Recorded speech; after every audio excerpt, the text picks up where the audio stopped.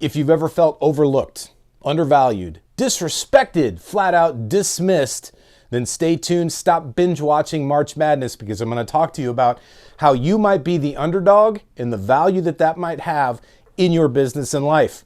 Everybody watches the NCAA tournament for that Cinderella story, which means we all love a good underdog. But the question is, are you truly an underdog, and can you leverage that to become the champion? What's up, my friends? JT DeBolt with you today for the Weekly Momentum Shift, your weekly kick in the ass to help you elevate your game and up-level your performance to accomplish all of your missions in business and life.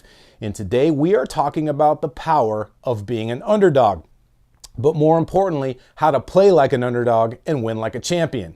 Now, look, the reality is this. Everybody loves a good underdog story, whether you've seen it in Harry Potter movies or Star Wars movies or anything that even comes close to a real life story. Most people have had, especially if they've attained success and come from nothing, a bit of an underdog journey. And that's really powerful stuff. We can all get behind that. Most people love to see an underdog because they see themselves in that story. So it goes without saying that if you're watching March Madness right now, the NCAA tournament, you know that there's always going to be one of those bracket busters, as they call it. A Cinderella story.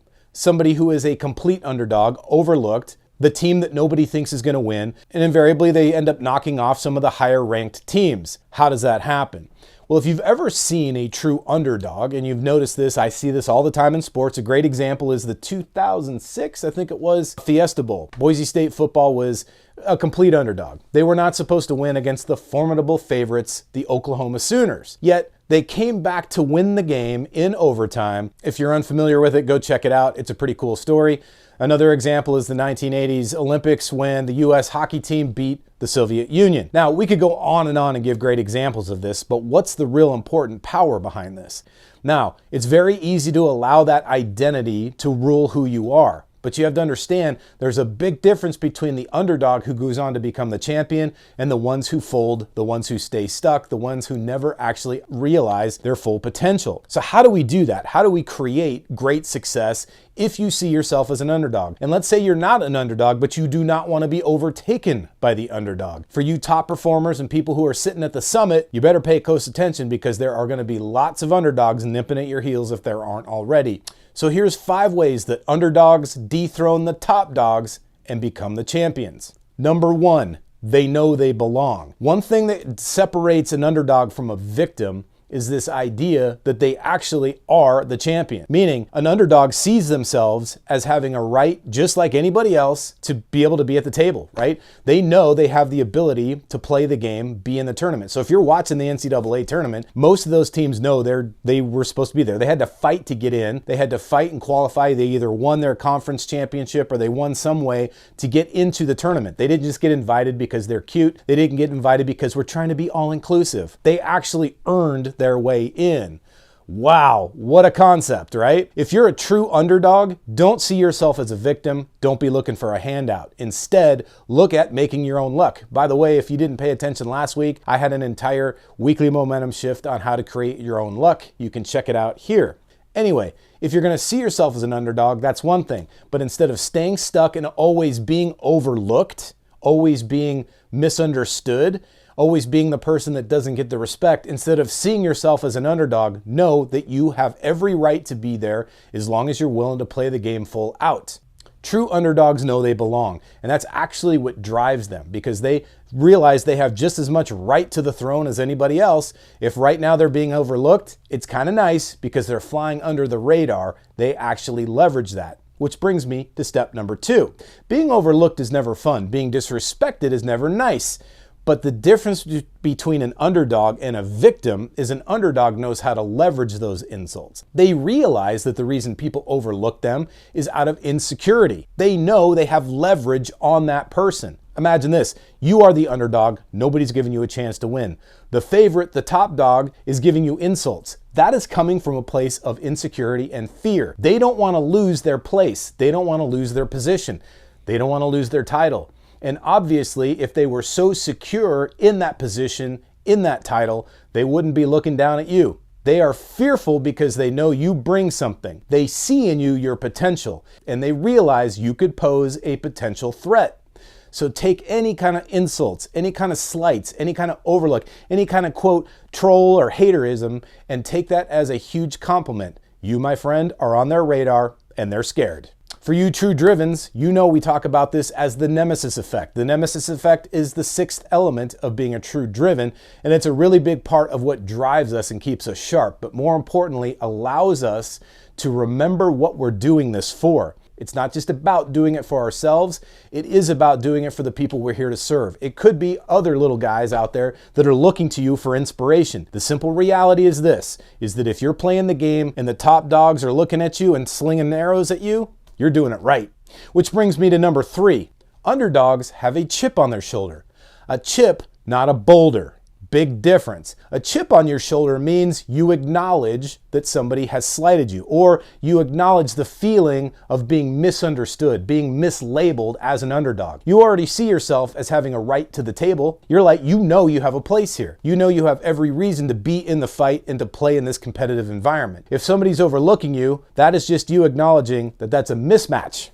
Your identity as a winner has not been acknowledged. But don't turn this into the victim mentality where it's a woe is me, nobody believes in me, I never get a break. That's not what we're talking about. And that's what I'm talking about, the difference between a chip on your shoulder and a boulder on your shoulder. This big rock like Sisyphus or this thing that you got to hold like Atlas, that's not what we're talking about, my friend. We're talking about you going, all right, I'm going to show them. But more importantly, it's not about showing them. It's about demonstrating to yourself that you are who you know you are.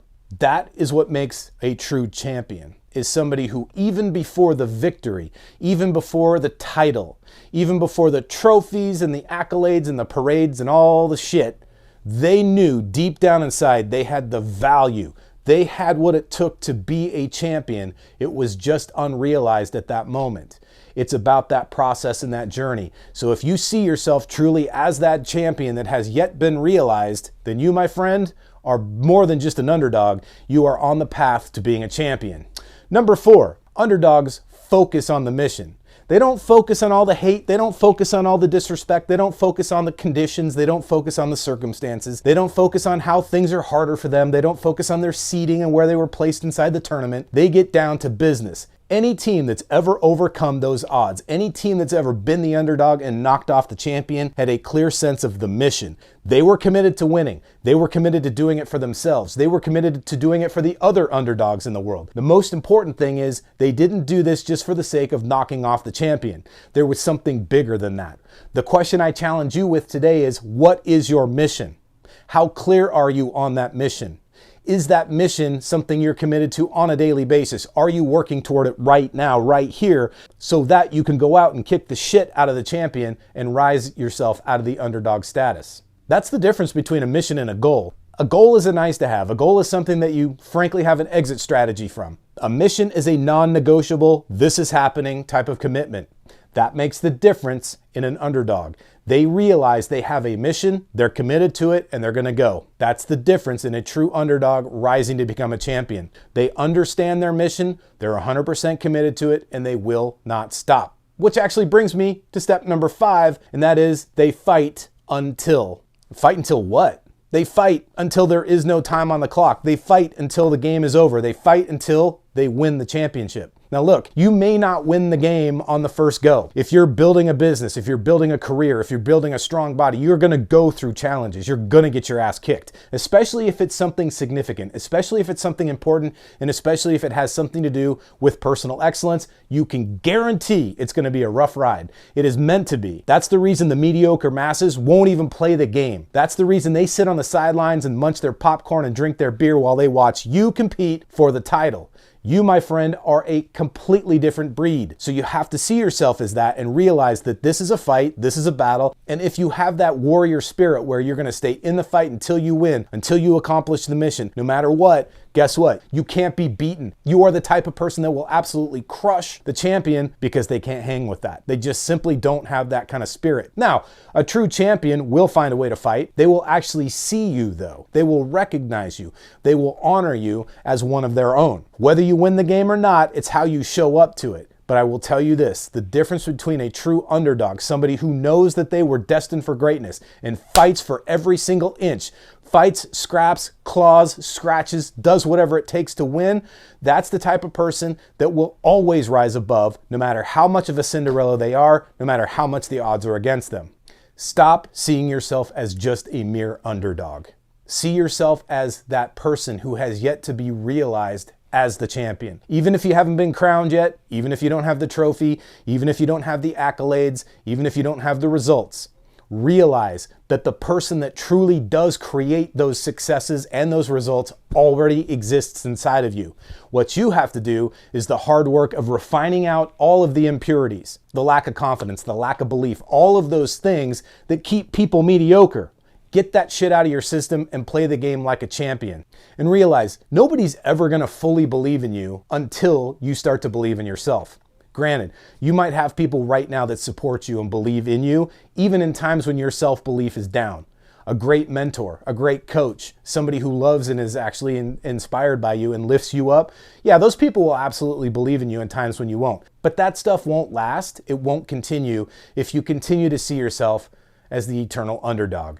You have to see yourself as that champion in the making. You have to commit to the journey, you have to commit to the path and realize you're gonna have to fight. And when you have that attitude and that spirit, those people will continue to support you. But more importantly, the other people who said it couldn't be done, the people who said you would never succeed, will start to become your biggest fans and say, I knew it the whole time. And you will always have those people who doubt you, always have those people who second guess you. It's just part of the process. Don't take it personally. Realize that a lot of it has to do with their own insecurities, not them overlooking you.